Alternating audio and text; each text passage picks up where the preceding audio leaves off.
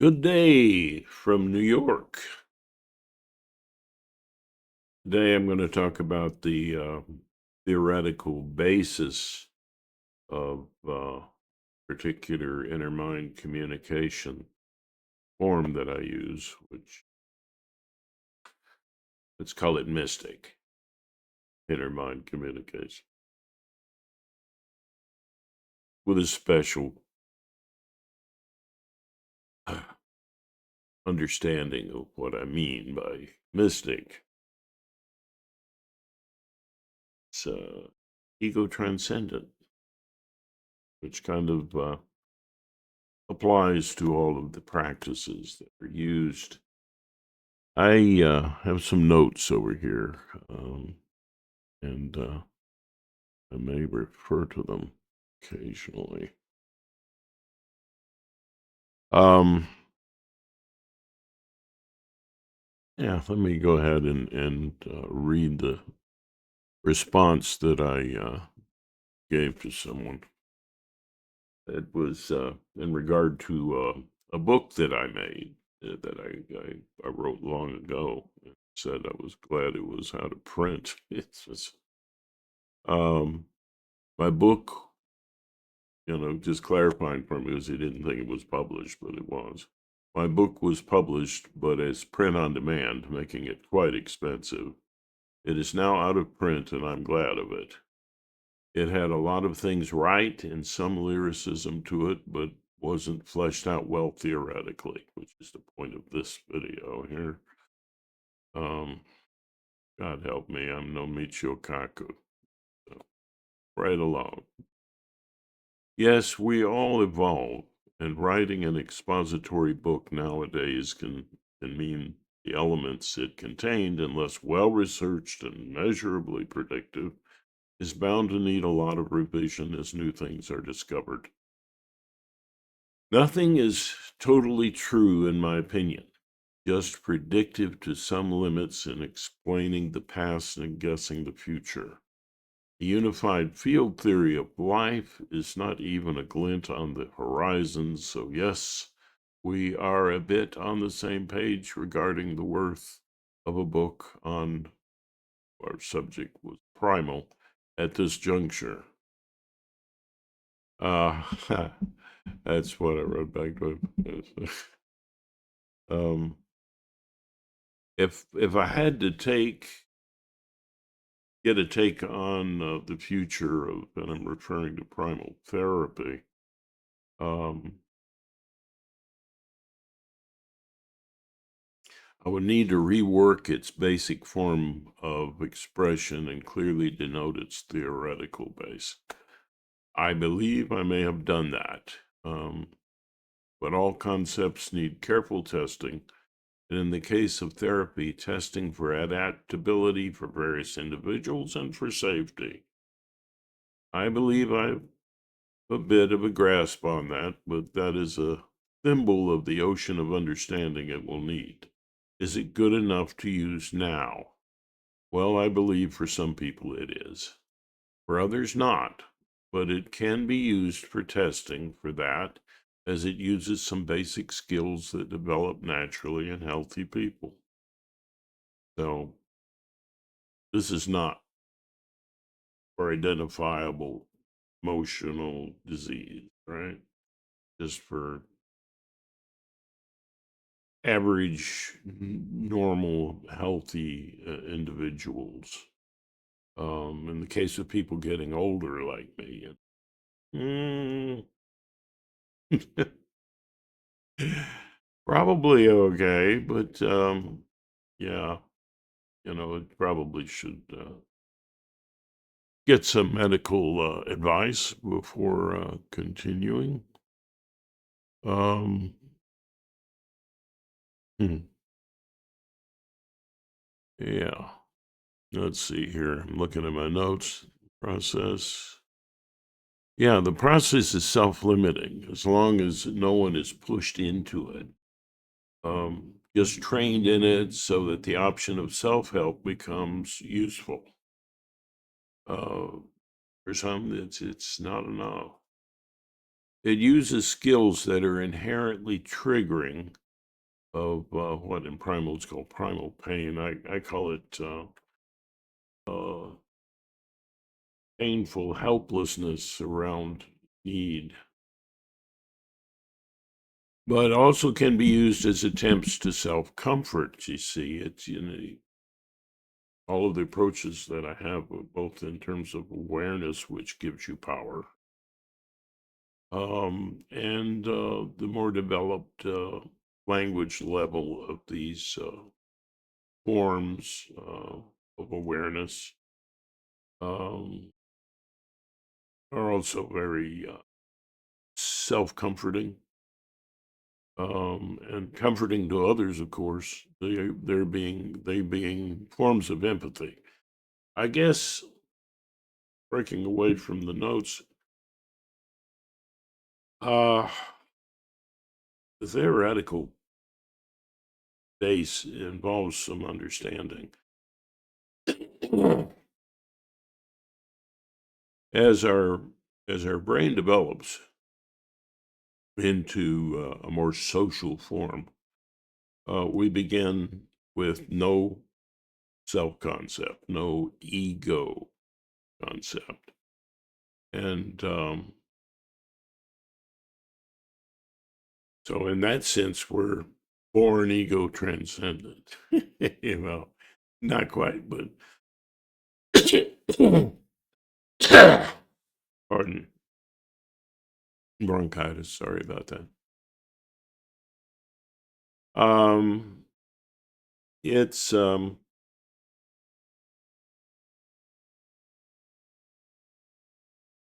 we're born. Be more accurate. We're born without an ego concept because we don't have language. And as you dip into that, then you gain a certain kind of self transcendence as you practice forms of empathy, which are attempts to care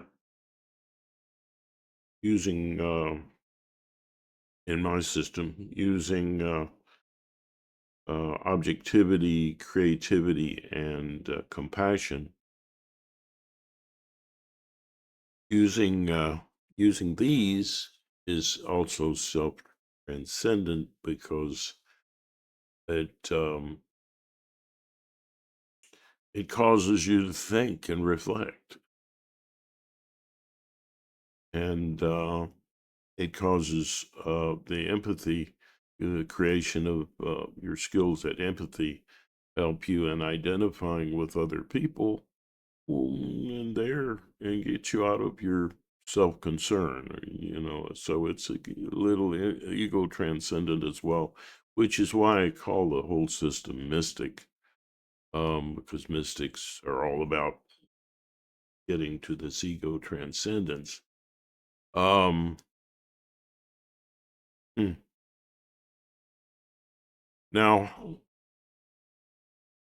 how these forms of empathy, which I just mentioned, objective, creative, and compassionate, don't exist when you're first born or in the womb. You don't have this. So what you do have, at least after birth, um, maybe before, I don't know. Focus. You have the ability to focus in regard to your needs. You have an awareness of your needs. You have an ability to be playful in expression. Now that's what a baby can do. To be playful. Um, in terms of how the needs and so on are expressed, and then also there's the ability to express the need itself, just directly express it, which an infant can do. Now, the ability to express needs without words. Um, that's the ability to feel what happened is happening in you. And, um, that develops in social circumstances to the form of empathy that I call compassionate, because compassion helps us feel strong enough to be able to express need, safe to express the need, um, and to be comfortable enough to be in a feeling comfort zone. Um, so that's an evolution there as our brain becomes more social. The ability to focus, well, that's develops into the ability to be objective, and the ability to be at play creates the ability to create play, creative, creative empathy, and all of these things are ways of meeting human need, which is what I mean when I'm referring to love. Love is about meeting human need. For humans, it's about meeting human need. Your own needs, the needs of others, and the experience of that taking place. Um, the love flow is, when I say talk about that, I'm meaning that not just the ability to love, but the ability to receive love. Both of these things are blocked when we are helpless to get our needs met because of trauma, and helpless to get out of or change the condition in which this all occurred. Now, to understand this approach, you have to understand the common problem that people have, the inability to love and be loved, which helps us to grow and helps us to be healthier. And hmm, so, what does the brain do when we're helpless to meet a need? Well, in the case that you're helpless to meet your need, there's a reason for that. It's the trauma, the traumatic situation, creating the helplessness. And that helplessness, with no way to cope with it, raises the anxiety in you so high. That's the pain. It's an anxiety pain. Okay. Primal pain is an anxiety pain. Okay. It's the anxiety is so painful, and so it causes such um, an anxious reaction, your heart beating fast, and so defensiveness and so on. This this kind of state is endangering is an endangerment to your health. So the brain has to do something about that. And so what it does, it creates in your mind, when the signal of the pain comes, it creates a symbolic form of the condition and the need, something more attainable. I call this sometimes hope dope. It's an addiction. It's at the basis of greed and power which are a threat to democracy and to human survival. We're seeing that around the world. So, yeah, this, and that's why I refer to progressive politics as part of being healthy.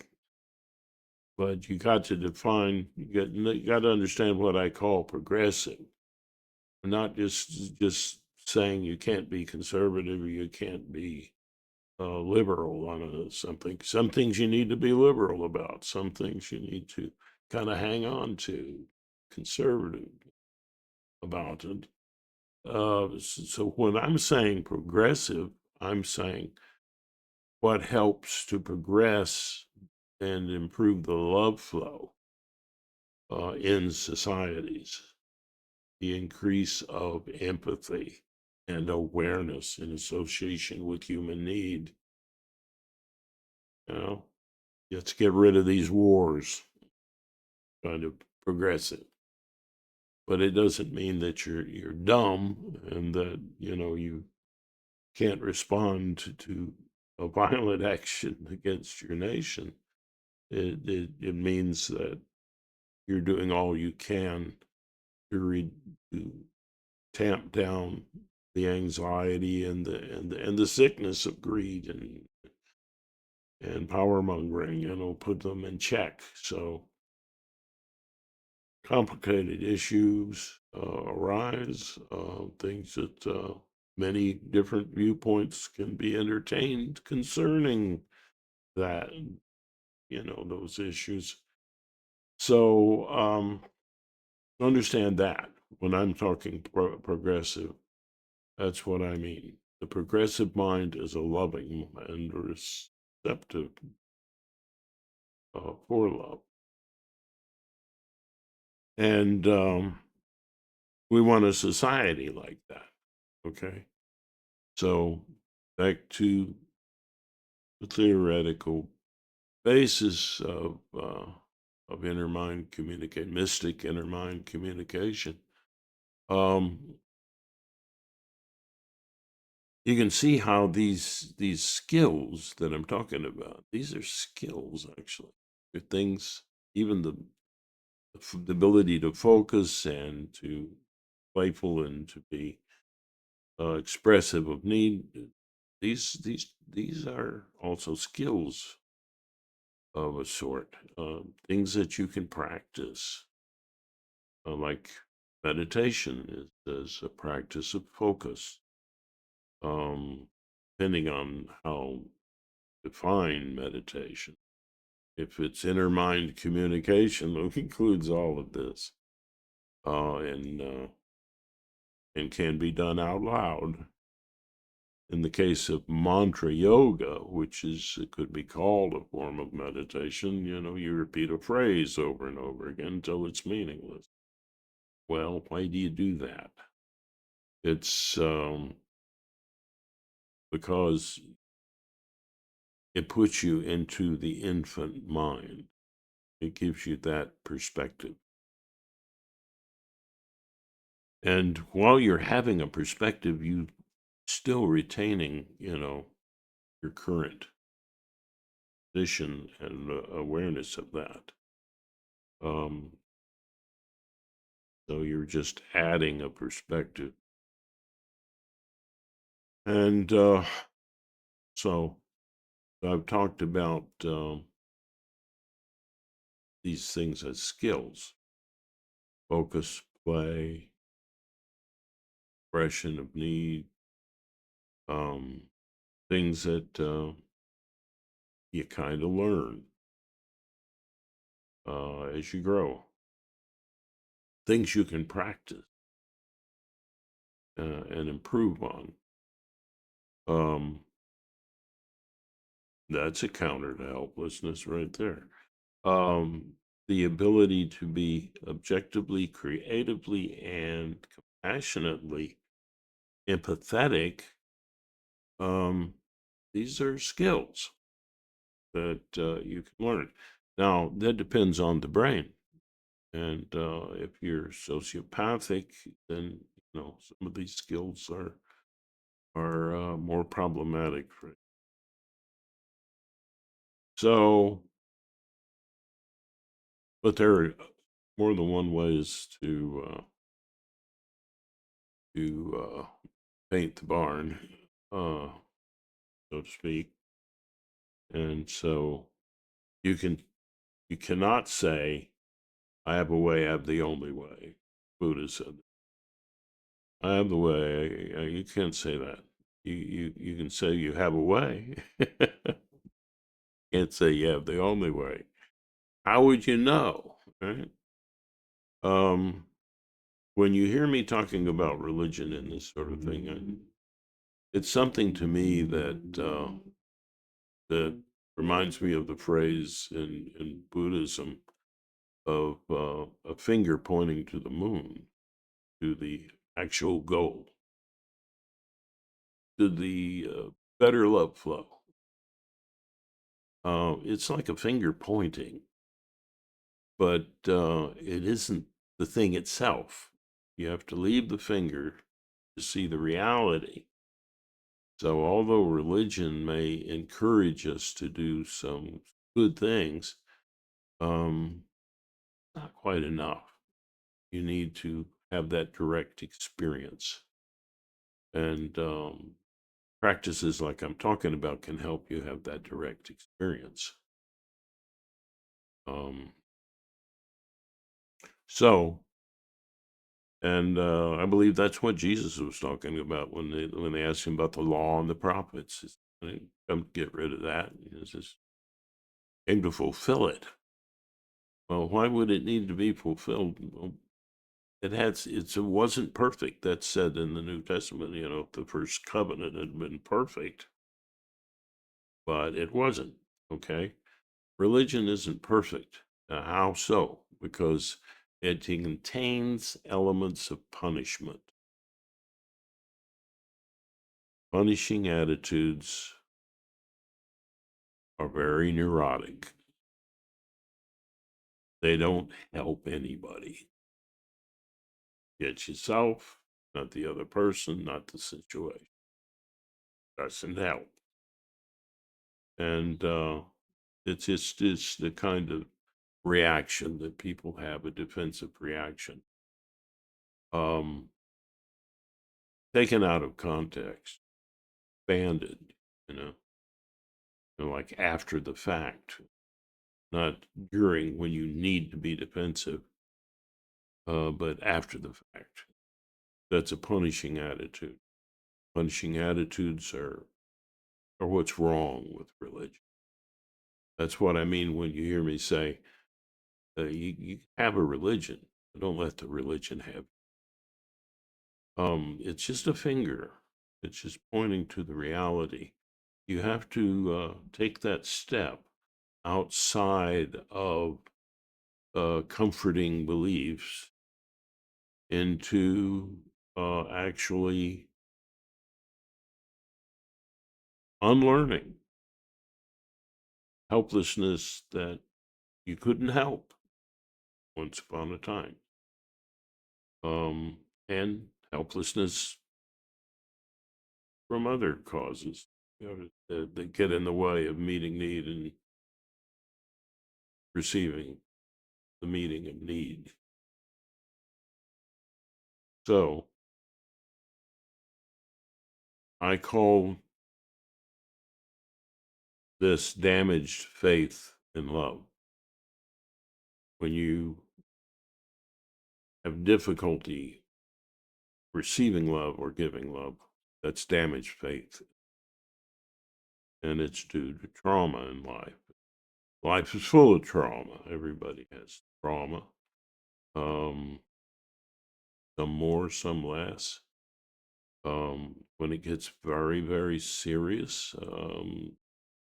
need a professional therapist to help you if they understand and are current with brain research and hmm, and understanding about trauma.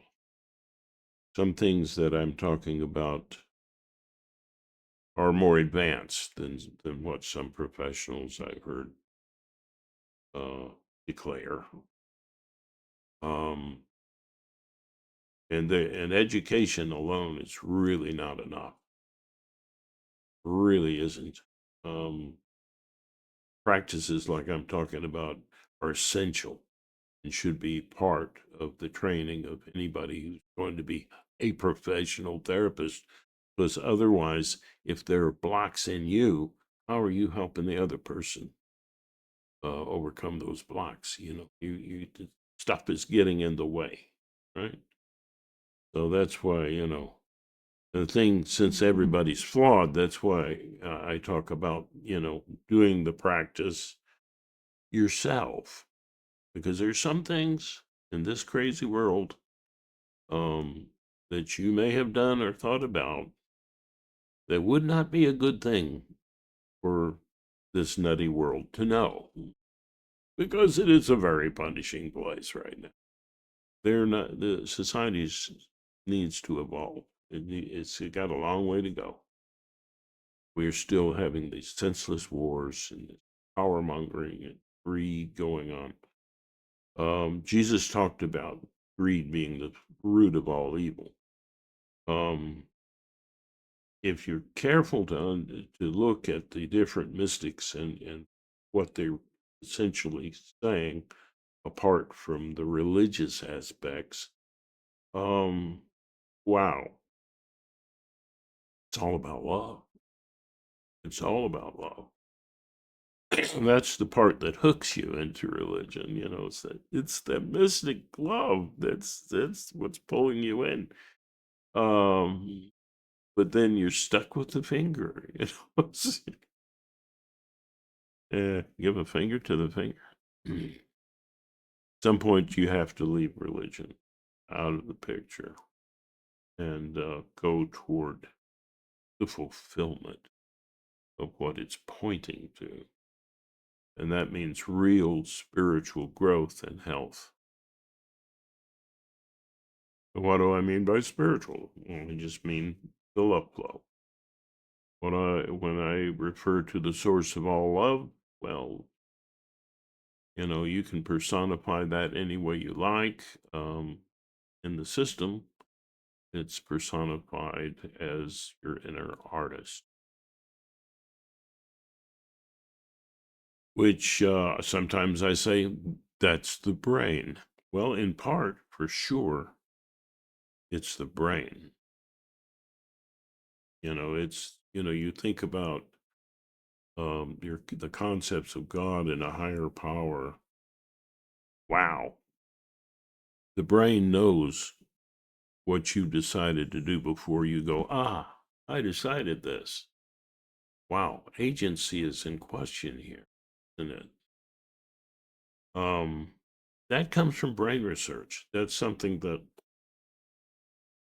I don't see being addressed in therapies, and it needs to be. Um, hmm. So that's where this sense of a higher power comes from, in my opinion, is that we have this sense of the brain, the mysterious us, the mysterious I that is beyond, you know, that is the filter that gives me my picture of the universe, of myself, of other people.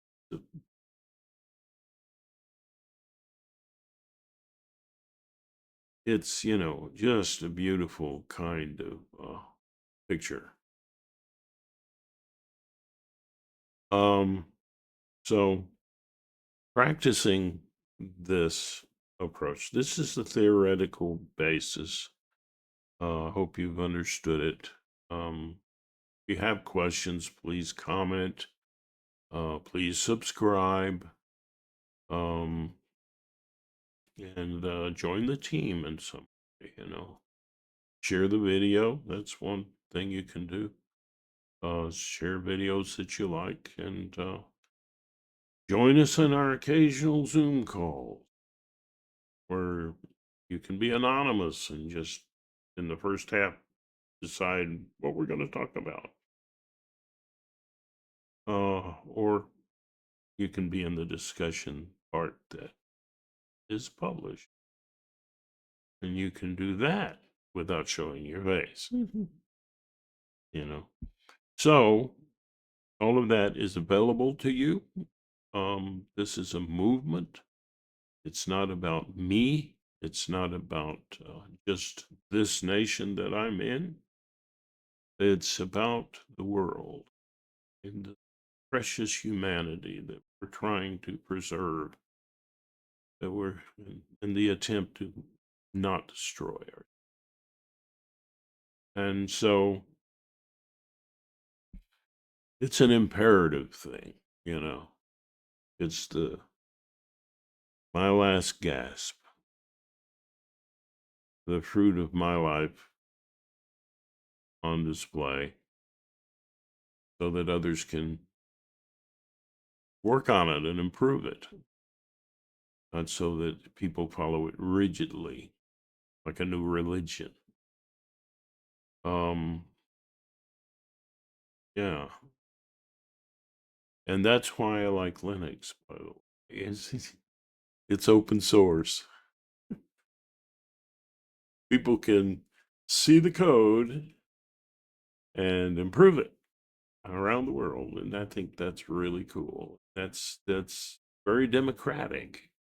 Democracy, where there's democracy, that's the only place where you're going to see human rights. Hello, Flo again. So you got to defend democracy. Period. Exclamation point. And that means you don't vote for people like Trump.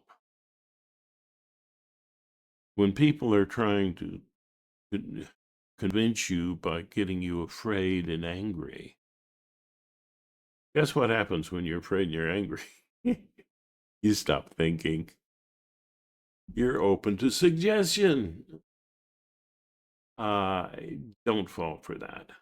You know, somebody trying to manipulate you in those ways. It's a dead giveaway that they're conning you for their personal neurotic reasons. Doesn't mean you hate them. But they don't need to be running your country. Right? So, I'll end. You know, until we meet again, reflect, think, consider what this channel is about.